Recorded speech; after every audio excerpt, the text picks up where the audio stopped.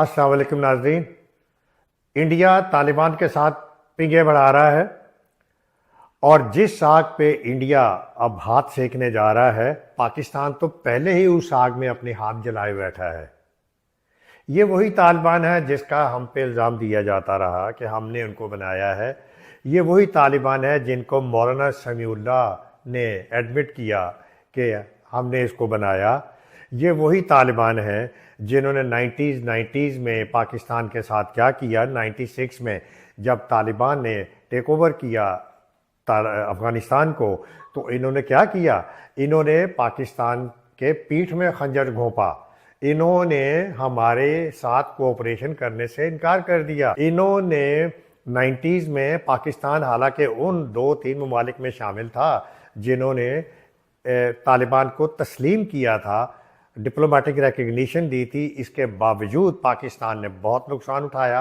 उन्होंने अपनी मर्ज़ी का एजेंडा नाफिज किया, एक्सट्रीमिस्ट इस्लाम नाफिज किया और उन्होंने जो बुद्धा है उनके जो मंदिर तोड़े वहाँ पे, उससे कौन वाकिफ़ नहीं। और उन्होंने पाकिस्तान के साथ किसी तरह का कोऑपरेशन नहीं किया। उसके बाद हम 9/11/2001 के बाद आते हैं जबकि हमने वॉर ऑन टेरर लड़ी और उसके अंदर आपने देखा कि तालिबान ने किस तरह से डबल गेम खेली पाकिस्तान के साथ और उन्होंने हमें भी ऑन करने से इनकार कर दिया। पाकिस्तान ने इस वॉर में 80,000 लोगों की जानें ज़ाया की, 8,000 जो फौजी हैं वो हमारे शहीद हुए, $150 बिलियन का हमें लॉस हुआ।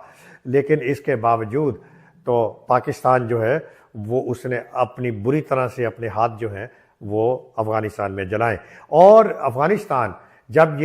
अफ़गानिस्तान में अमेरिका जब छोड़ के गया और दोहा अकॉर्ड के नतीजे में 2020 में दोहा अकॉर्ड हुई थी और जब अगस्त 2021 में तालिबान ने टेक ओवर किया तो उस वक़्त फिर पाकिस्तान सपोर्ट कर रहा था। और मुझे याद है इमरान खान ने कॉन्ग्रेचुलेट किया था तालिबान को और इमरान खान ने यह भी कहा था कि शुक्र है आज आप लोगों ने ग़ुलामी का तोक जो है वो तोड़ फेंका है, तो you have broken the shackles of slavery. यही तालिबान है जिन्होंने अगस्त 2021 के बाद फिर पाकिस्तान के बारे में उन्होंने यू टर्न लिया और उन्होंने पाकिस्तान के अंदर TTP को, तहरीक तालिबान और पाकिस्तान को सपोर्ट करना शुरू किया। दूसरे टेररिस्ट ऑर्गेनाइजेशन को पाकिस्तान में सपोर्ट करना शुरू किया। पाकिस्तान बार बार तंबी करता रहा, कहता रहा अफ़गानिस्तान को, तालिबान को कि आप ये काम मत करें, लेकिन तालिबान ने कोई कोऑपरेट नहीं किया और पाकिस्तान में उसके बाद से जो दहशतगर्दी की इतनी शदीद लहर है वो बढ़ती जा रही है। और अभी रिसेंटली हमने दोहा में भी टॉक्स करके देख ली, इस्तांबुल में भी टॉक्स करके देख ली, मज़ीद डिप्लोमेटिक एफर्ट्स हो रही हैं, लेकिन तालिबान जो है उनको समझाया नहीं जा सकता। और ये वही तालिबान हैं जिनके अब भारत के साथ रिलेशन स्टैब्लिश हो रहे हैं। उनके जो फॉरेन मिनिस्टर हैं मुत्तकी, उन्होंने पिछले दिनों भारत का दौरा किया। 1 हफ्ते के दौरे के दौरान उसको प्रोटोकॉल दिया गया और 1 हफ्ते के दौरान जयशंकर ने भी और मुत्तकी ने भी बहुत सारी एंटी पाकिस्तान स्टेटमेंट्स दी। सराज हक्कानी जिसको हमने जिस पे मेहरबानियाँ की, सराज हक्कानी भी पिछले दिनों में देख रहा था, एक टॉक दे रहा था और वो पाकिस्तान के बारे में जहर उगल रहा था। फिर मुल्ला ब्रादर को देख लीजिए जिसको पाकिस्तान ने इतना सपोर्ट किया और मुल्ला ब्रादर ही है जो कि इस वक्त वाइस प्राइम मिनिस्टर है तालिबान का, और उसने पाकिस्तान के साथ ट्रेड बंद कर दी है और उन्होंने कहा है कि अफ़गानिस्तान जो तालिबान है अब वो नए रूट जो हैं वो उनको एक्सप्लोर करें, पाकिस्तान के साथ किसी तरह का जो है ये ट्रेड नहीं होगी। तो ये तालिबान का रोल है।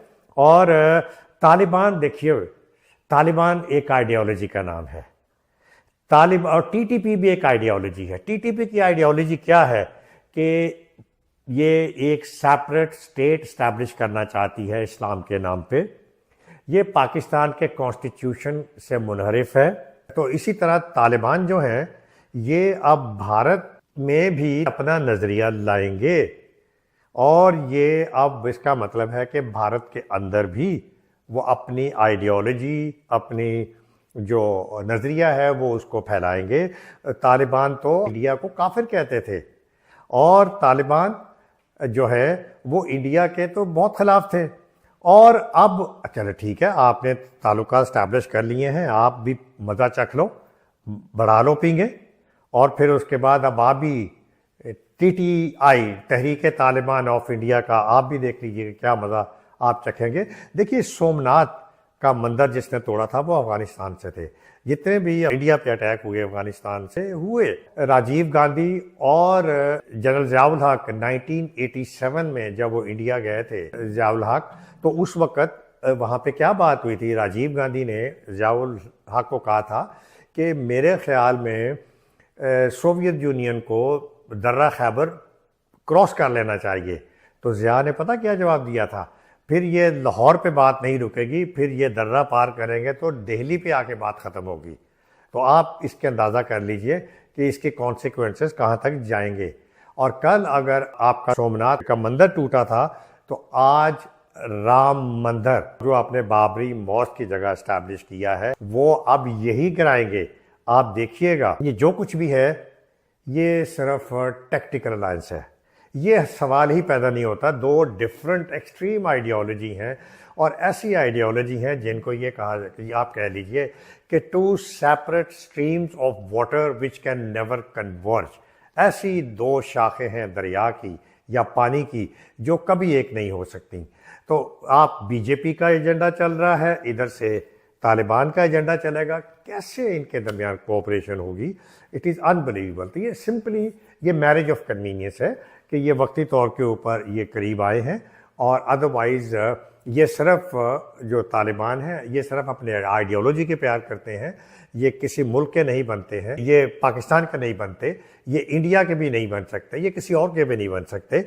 ये सिर्फ अपने नज़रिए के ये वफादार होते हैं कि मर गए तो शहीद और ज़िंदा रह गए तो गाजी। तो ये इनका जो है एजेंडा है। तो मोदी साहब से मैं एक दफ़ा फिर दरख्वास्त करूँगा कि मोदी साहब, आपने हमेशा गलत काम किए हैं, और आपको मैंने पहले भी एक उसमें कहा था पॉडकास्ट में, अपनी टॉक में, कि आप एक हारे हुए जवारी हो, और आपने ये फिर एक ब्लंडर किया है और आप इसका मज़ा उठाओगे। बेवकूफ़ ठोकर खाकर सीखता है और अक्लमंद बेवकूफ़ से सीखता है। तो मोदी साहब, आप भी सीख लें कि इसका जो लॉन्ग रन में इसके जो रिपरकशंस होंगी, ये कॉन्सिक्वेंसेस जो होंगी, ये आपके लिए भी ख़तरे का बाइस होंगी। और जिस तरह मैंने आगाज़ में कहा कि हम तो अपना हाथ जलाए बैठे हैं, आप क्या क्या जलाएंगे? इजाज़त दीजिए। अल्लाह हाफ़िज़।